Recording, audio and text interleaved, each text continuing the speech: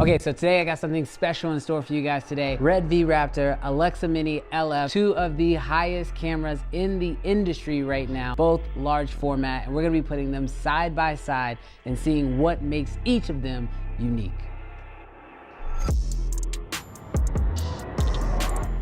On this channel, I get to play around with a lot of different cameras, and from time to time, I'll take two cameras and put them up against each other in order to help creators learn the differences, small quirks, and ultimately find which tool is best for them. But in this video, we're having to take all of that up a notch. It's no surprise because you read the title and the thumbnail. We are looking at the Red V Raptor versus the Alexa Mini LF, two titans in the cinema world. If you don't know anything about these cameras, basically we are looking at two cameras that many of your future and possibly current favorite movies were shot on. And it's time to face these two cameras off and see who is the king of cinema. Now for a video this big, you have to bring out the big gun. So I partnered up with my friend Robert Machado, who's based in Las Vegas, to pull this video off. Now a quick note about Rob is he has very little tolerance for BS. So when doing a test like this, I knew he was going to be very critical of both cameras, and with his talents as a professional DP, I knew he would be able to help me get the best out of these two cameras. Speaking of cameras, let's break down these cameras because although there are both leaders in the industry, they are vastly different cameras. First, let's break down the Red V Raptor. The Red V Raptor is Red's flagship cinema camera, boasting a full frame sensor they call VistaVision that shoots 8K up to 120 frames per second at 17:9 and up to 150 frames per second in a 2:4 aspect ratio.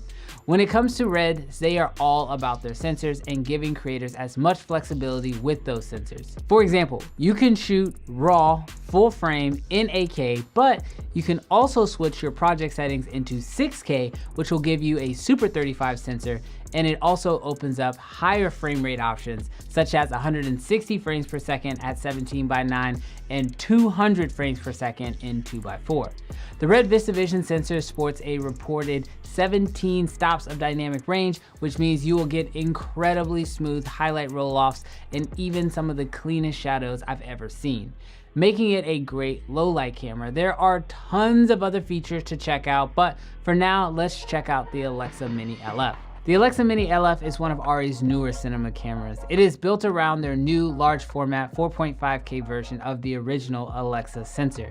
At 4.5K, the LF can shoot up to 60 frames per second and has 14 stops of dynamic range. Now, if you're an ARRI fanboy, you're probably already headed down to the comment section to defend these numbers with comments like, the Alexa Mini having a 4K sensor is better because blah, blah, blah.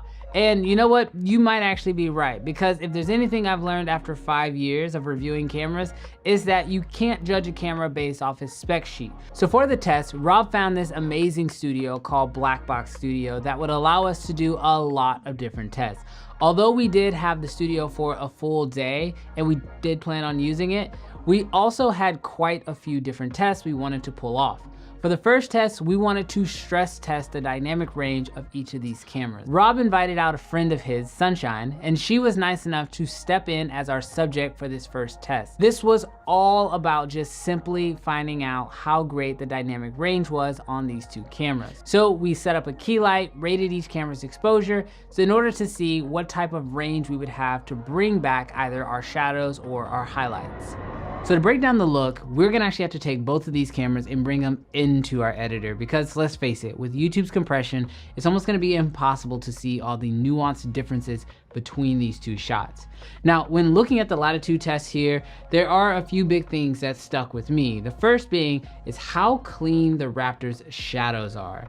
Now, obviously on the ARRI side, although I did see a significant amount more noise in the underexposed shot, it held on to the color and the skin tones very well, which is something you hear a lot about when it comes to the Alexa Minis and really all ARRI cameras for that matter. Now for full clarification, we did shoot both of these cameras in their max resolution. So what this meant was for the ARRI, we shot in 4.5K in open gate, shooting in ARRI RAW. And on the Red, we shot in 8K in Red RAW with HQ selected. Now when doing comparisons like this, I try my best to eliminate as many changing variables as possible. So for this test, as well as all the other tests, we use the exact same lenses on each camera.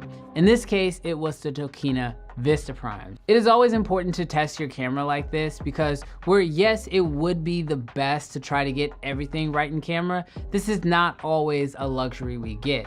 Knowing how much range you have in post will let you make more informed decisions on set and can help you to keep the production moving forward. Okay, so let's clear up one giant elephant in the room. I understand that these two cameras are ridiculously expensive, and for most people, they're probably overkill for a lot of your productions. That being said, I personally think that it's always a great idea to see what's on the market, so when you do get those bigger budgets and you do have a project, you can actually choose the right tools for the job. But how do you know what the right tool is? I kid you not, a few years ago, I was in Los Angeles and I met this guy who was shooting stock footage on an Alexa Mini. I asked him why he was shooting stock footage with an Alexa Mini, and he told me it is because he wanted to appeal to the Hollywood market for stock footage. He had sold thousands of dollars of stock footage that had appeared in major Hollywood films, and the crazy part is really anyone can be doing this. With today's video sponsor Wirestock, you can take all of your hard drives full of footage and upload it to their system. They then take that footage and take on the hard part of uploading it to all of the major stock platforms such as Shutterstock, Pond5, Adobe, and many others. The best part is it's all free. All it takes is a little bit of your time and the footage is up and working for you. Wirestock keeps a small percentage of each sale, which means they only make money if you make money. If you're shooting videos, it doesn't make sense to just let your footage sit dormant on a hard drive when it could be making money for you. Be sure to use the link in the description and create your free account today. Now, where the first test was informative, it was time to put these cameras in an actual production scenario. No more trying to overexpose or underexpose. Let's just try to get the best images out of these cameras. For the second half of the day, we had some crazy talented musicians come in and we created a few different creative looks. The purpose of this was to see what it was like to actually operate these two cameras. We started by moving our setup to another area in the studio where they had this really cool light featured wall. For lighting our talent, we rigged an overhead key as well as used an ARRI Sky panel and an Aperture Nova 600 together in order to give our talent a wrap. If you want me to do more of a full breakdown on these sets, definitely let me know in the comments down below. But for the sake of keeping this video under 30 minutes, I'm gonna go ahead and move forward. To get a fair comparison of each of these cameras, we decided to shoot them on sticks as well as operating them. As a Red Raptor owner myself, I wanted to go into this test with as much of an open mind as possible. As you guys probably know, when you buy your, so-called dream camera, and then another camera comes along, it's really hard to try not to justify why your camera is the best. I didn't want to do this, so when it came to shooting these comparisons, I tried to stay as neutral as possible and really let Rob direct most of the action and lighting. Looking at these shots here, from each camera, they honestly don't look too different. I did notice that in the shot here, how there was a fairly drastic change in how the cameras rendered these colors. However, they both have plenty of color data. So this meant that I was able to actually quickly just change this here in post and match them. Now with some of these setups, we did try to lean into a more moody lighting situation, which honestly I think actually allowed the red to shine a little bit more. Although I have made a fair amount of videos on the Raptor, I've never truly pushed my Red V Raptor in a low light situation, and testing it in this situation in particular really let me see what this camera could do. Looking at the two cameras side by side, it's clear to me that the Red is just better in low light, but that doesn't mean that the Mini LF is a pushover. I mean, let's face it, they shot the entire movie The Batman, which was like shot in the dark, and the Mini LF was able to manage that without any problems. Obviously, the image is a major part of testing the cameras, but when you have a camera as important as these two, the functionality of the camera is equally as important.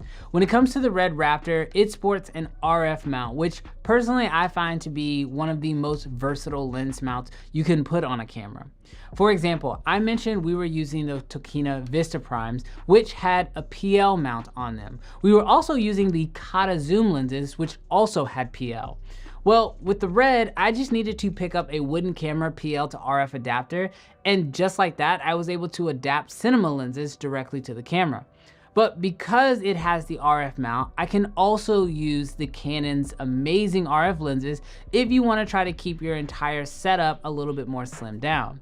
Now, that being said, the LF does have a few features that I really wish the Raptor had, one of which being built-in NDs. Now, Red has announced that there will be a Raptor XL that will have built-in NDs, but as of the time of recording this video, it technically hasn't been officially released. When I told people I was going to be testing out these two cameras side by side, some things kept coming up. One of the big ones being that the Alexa had a look, a low contrast, beautiful skin toned look, which honestly I can say I could see. That being said, the Revy Raptor actually has a really unique feature that I don't hear many people talking about a lot. With most cameras, you have a certain look that you get. Now, you don't get very much control over this look either. It's just you either like it or you don't. However, with the Raptor, you have two settings that you can change that will impact your look. First of it being the ability to change your tone mapping. This allows you to adjust the contrast that's actually being written to your file. You also have an option that allows you to control your highlight roll-off amount. I've heard that the Red has a look, and this is just a very high contrast look, but truth be told, you really do have a lot of control in camera in order to get the look that you want most, but also more importantly, get the look that's best for your story. After looking at the footage and as a Red Raptor owner, I have to say the Alexa does create an amazing image, obviously, right? But what I like about the Raptor is that where it also gives me a great 8K image, there's just a bit more flexibility within the camera. It feels like the Mini LF was actually designed to do one job, and it does that job really, really well. However, the Raptor seems to not only be a jack of all trades, but it's actually a master of those trades. Now, obviously I need to spend a little bit more time with the LF in order to actually, understand all of its features and its quirks. But as of right now, I'm very happy with my Raptor purchase. I don't see myself selling my Red anytime soon. Plus, the Alexa is literally so expensive that if you pull it up here on B&H, they won't even show you the price. At the end of the day, each of these cameras are simply amazing, and getting the chance to hang out with awesome people and test out awesome cameras is really just a blessing. Now, obviously my opinions are just my own, but feel free to sound off in the comments whether you agree or disagree with my findings. Just please share why, so we can all learn, myself included. I want to give a huge thanks for Rob for helping me out with this video and bringing out his Alexa Mini LF. Thank you guys so much for checking out this video. Be sure to check out his channel, subscribe to mine if you haven't already, and I'll catch you guys in the next one. Peace. You know, it'd be funny if we just shot a music video real quick. They just talk, they just cap, they don't lead it, they just sleep. All my dogs in the back, 100 deep, they look green. When you look around, my brother, don't you know it's all on we?